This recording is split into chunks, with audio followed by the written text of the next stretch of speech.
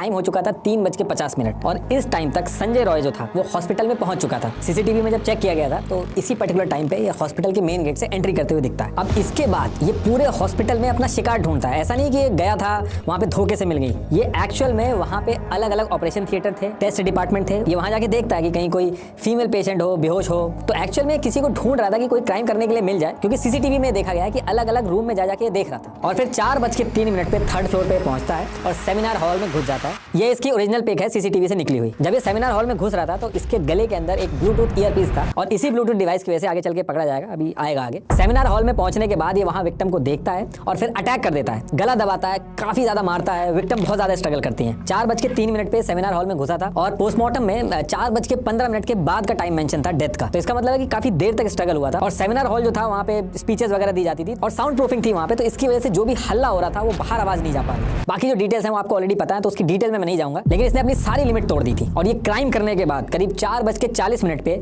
Seminar hall से बाहर निकलता है। तो करीब 37 मिनट तक सेमिनार हॉल में रहता है ये। और यहाँ से निकलने के बाद जो वहीं हॉस्पिटल कैंपस के अंदर जो बैरक थी जो इसको मिली हुई थी, बड़े आराम से जाके वहीं पे सो जाता है, कहीं पे भागता नहीं है, कोई इसके दिमाग में टेंशन नहीं थी। अब इसके बाद सुबह होती है और औरोको जो था वो इस सेमिनार हॉल में जाता है और जैसे ही वो जाता है वहां से बहुत ज्यादा चीखता है और वहां से निकलने के बाद वो सबको पूरी सिचुएशन बताता है। बॉडी पे आधे कपड़े पड़े हुए थे, मुंह पे चोट थी, चश्मा टूटा हुआ था, आंखों से खून आ रहा था, पूरी बॉडी पे चोट थी। और ये सब पता चलने के बाद 1 घंटे यानी 6 से 7 साढ़े 7 बजे के बीच में बहुत ही ज्यादा भीड़ इकट्ठी हो जाती है सेमिनार हॉल में। लोग जूते वगैरह पहन के काफी ज्यादा घुस जाते हैं। तो जो क्राइम सीन था उसकी भी धज्जियां उड़ चुकी थी, जगह जगह पे फिंगरप्रिंट्स भी आ गए थे। और इसी टाइम पे हायर अथॉरिटी जो थी वो प्रिंसिपल संदीप घोष को फोन भी कर देती है। वहीं हॉस्पिटल से पास में ही रहते थे वो, लेकिन फोन करने के करीब 1 घंटे बाद वो हॉस्पिटल पहुंचते हैं और राइट अवे पुलिस को कंप्लेन करने की बजाय पहले वो खुद सेमिनार हॉल में जाके देखते हैं। और इस चीज को लेकर बहुत ज्यादा क्रिटिसाइज किया इनको कि पहले इनको पुलिस को जाके इंसिडेंट बताना था, ना कि खुद जाके पहले चेक करना था। अब इसके बाद करीब 1 घंटा बीत चुका था और जो प्रिंसिपल थे वो अपने ऑफिस में पहुंचते हैं और वहां से पुलिस को फोन करके इन्फॉर्म करते हैं। और सेम टाइम पे कॉलेज के असिस्टेंट सुपरिटेंडेंट करीब 10:50 के करीब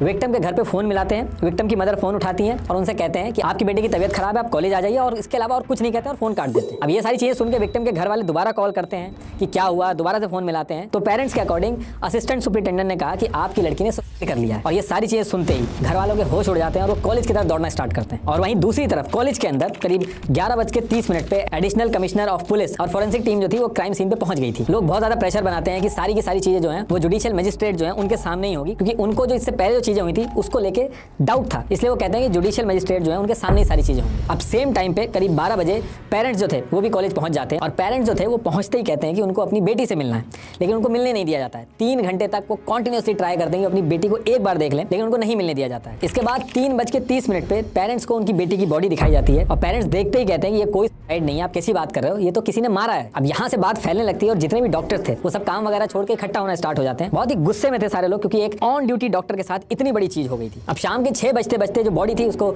ऑटोप्सी के लिए भेज दिया जाता है। और इस टाइम पे विक्टिम की जो दोस्त थी वो बहुत समझदारी दिखाती है, वो कहती है कि बिना वीडियोग्राफी के कोई भी ऑटोप्सी नहीं होगी। तो वो इस चीज की डिमांड रख देती है वहाँ पे और इसकी वजह से जो ऑटोप्सी होती है वो पूरी की पूरी उसकी वीडियो रिकॉर्डिंग होती है। और इनिशियल रिपोर्ट में जब बताया जाता है कि कहाँ पे चोट लगी है तो सब लोग समझ जाते हैं कि कोई सुसाइड का केस नहीं है, ये तो मर्डर का केस है।